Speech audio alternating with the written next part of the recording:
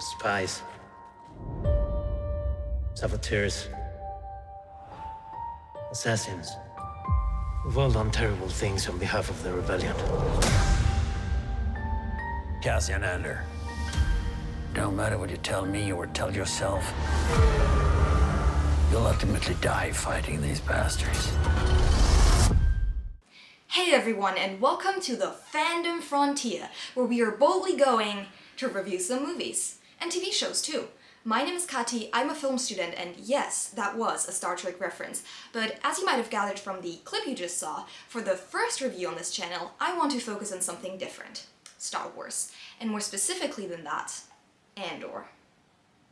Today, we're going to get into why I think this show is so incredibly relevant right now, why I think it is something that everybody should give a watch, no matter whether you like Star Wars, and why I genuinely believe it is the best thing the entire franchise has ever produced.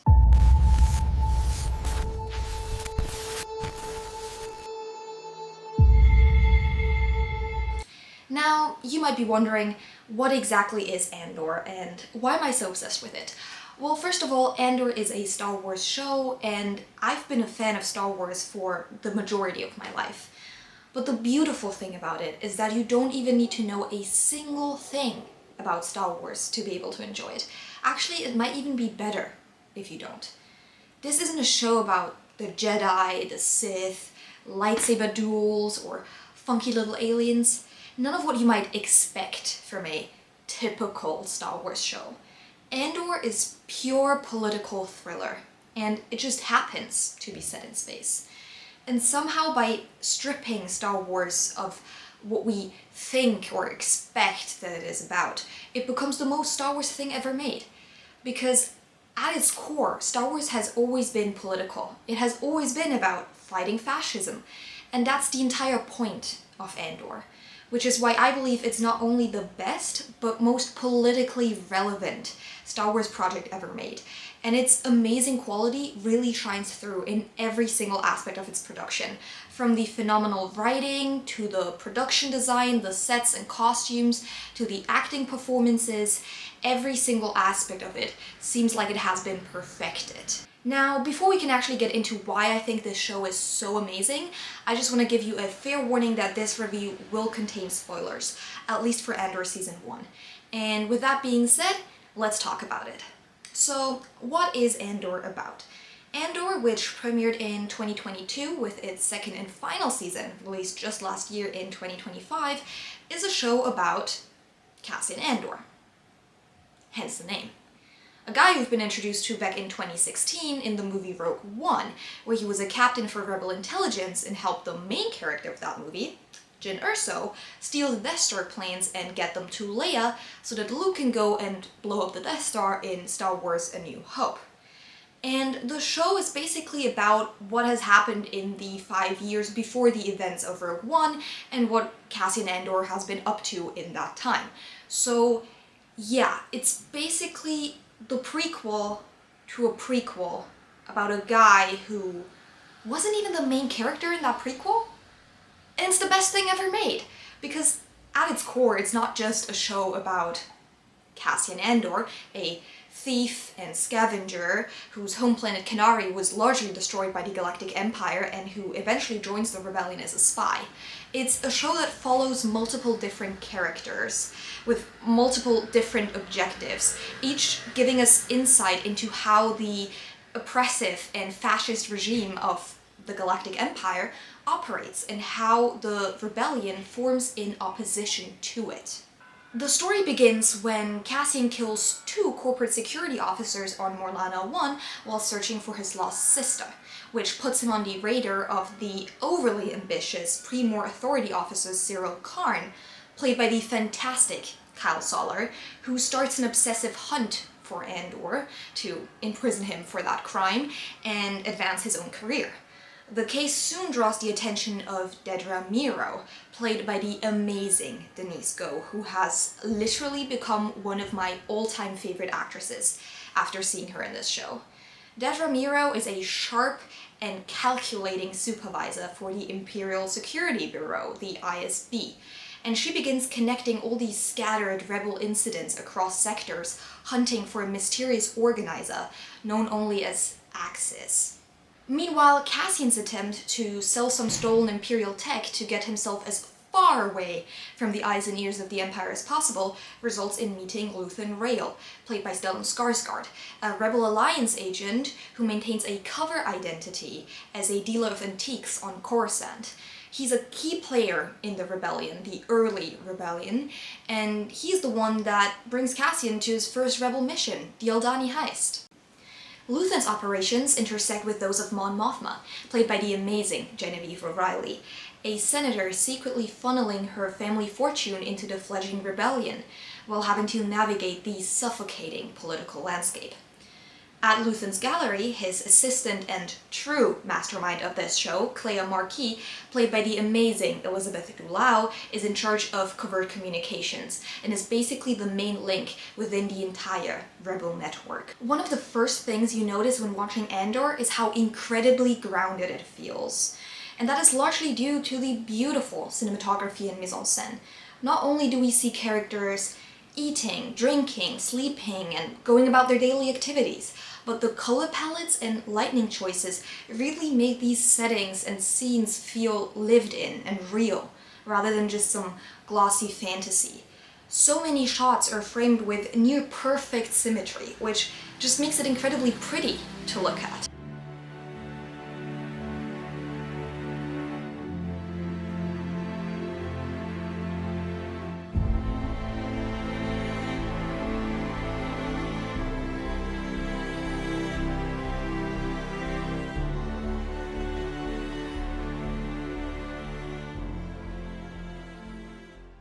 And the framing choices in general are usually creative and symbolic, like architectural lines that are imposing a certain order on the frame, something we especially see in scenes in the Galactic Senate or the ISB, where these characters are constantly framed within larger structures, visually stuck inside these systems, which echoes the thematic tension between the individual and the machinery of oppression, and how the Empire reduces human beings to nothing but insignificant parts of a larger system. The show makes use of mirrors, glass, rain, and reflective surfaces to layer meaning. Characters are often shown through door frames, windows, panes of glass that create these literal and metaphorical barriers where the audience is positioned as an observer looking in from the outside to these characters trapped in their environment. And that is what makes this show and the cinematography of this show so great, because it doesn't draw attention to itself in some kind of flashy way. I mean, it automatically draws attention to itself because of how beautiful it is, but that is all about control of the light, the staging, the colors, the editing as well, and not some kind of crazy, over-the-top visual effects, which I think is really beautiful. Now, let's talk about something that absolutely blows my mind. They build almost everything. Ferrix, build. Chandrila, build. Gorman Plaza, build. The world building and production design on this show is simply stunning. Every culture has its own customs that are reflected in their architecture, clothing, color schemes, even geometrical lines. Like Chandrila has tones of blue and green, and mainly uses circular shapes in her architecture, while Ferrix has tones of red, orange, and metal tones, and their architecture is a lot more square. Everything you see on this show has history. Everything is real, and that's why it feels real as well. I mean, of course they still used green screens to some extent, but most of the sets that you see were practical sets designed specifically for the show. Production designer Luke Hull and set decorator Rebecca Alleyway built 180 different sets, half of them built from scratch. For Dedra's apartment, for example, Hull explained in an interview that he didn't want to create something that felt like home. He wanted it to be merely superficial and empty, and it was important that there would be no doors to close because, and I quote, "there would be nowhere to hide."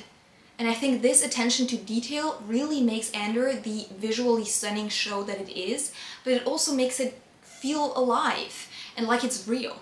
And that's another thing that Hull said in the same interview, that it was important to him there would be a nod to these characters' humanity somewhere in frame, like a half-eaten sandwich somewhere in the corner. Something that would make the audience believe that these were real people that actually live in this world. And I think in that, they really succeeded. Every character and their environment feels different, yet all connected, and each of them just makes sense for the character's personality, their culture, and their thematic role. The costumes are another part that add to that, and they are equally intentional. The Imperial uniforms are sterile, structured, and suffocating, while Ferric's clothing feels layered and lived in. Mon Mothma's wardrobe mirrors her controlled elegance and Chandrilan heritage. Everything reinforces the theme, and nothing is random. There's a good reason that costume designer Michael Wilkinson won an Emmy in 2025 for Outstanding Sci-Fi Costumes for the second season of Andor. And then there's the acting. Honestly, I'm still not over the fact that this show didn't sweep every single award possible. Diego Luna deserved an Emmy for the performance he gave as Cassian Andor. Stellan Skarsgård, Genevieve O'Reilly, Denise Goh, really all of them would have deserved to be nominated for and win an award. And I'm not just saying that as a fan. Every character feels fully realized, every performance incredibly human and full of weight. And I need to talk about Elizabeth Dulau. This being her first role, like major TV role out of acting school, is insane for the way she commands the screen.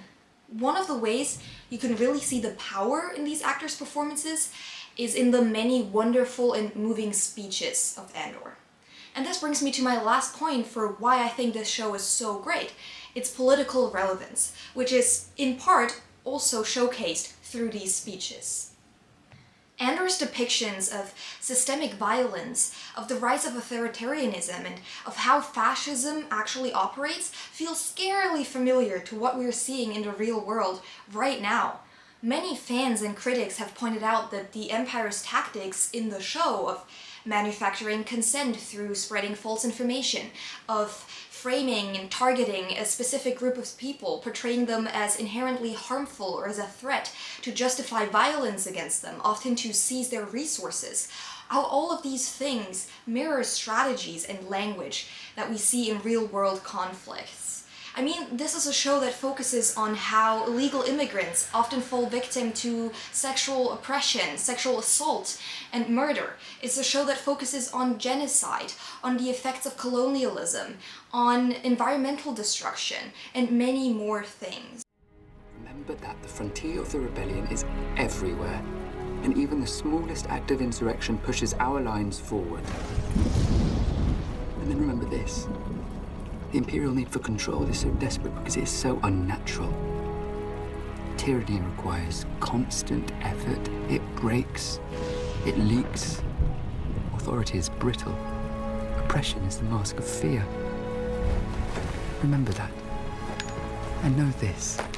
The day will come when all these skirmishes and battles, these moments of defiance will have flooded the banks of the Empire's authority, and then there will be one too many. One single thing will break the siege. Remember this. Try. So when I say this is the best Star Wars project ever made, I don't just mean it's my favorite. I mean every department is operating at an insane level. The cinematography, the production design, setting costumes, the performances, the writing. This is a show that doesn't shy away from its political message. It's intentional, it's mature, it respects its audience. And honestly, even if you hate Star Wars, I think you'd love this show. That was it from me. If you've seen Andor, tell me your favorite thing about it in the comments, and if you haven't, why are you still here? Go watch it, like, right now. If you like this video, feel free to like, subscribe, all the YouTube things. I'm Kati, thank you for watching, and see you in the next one.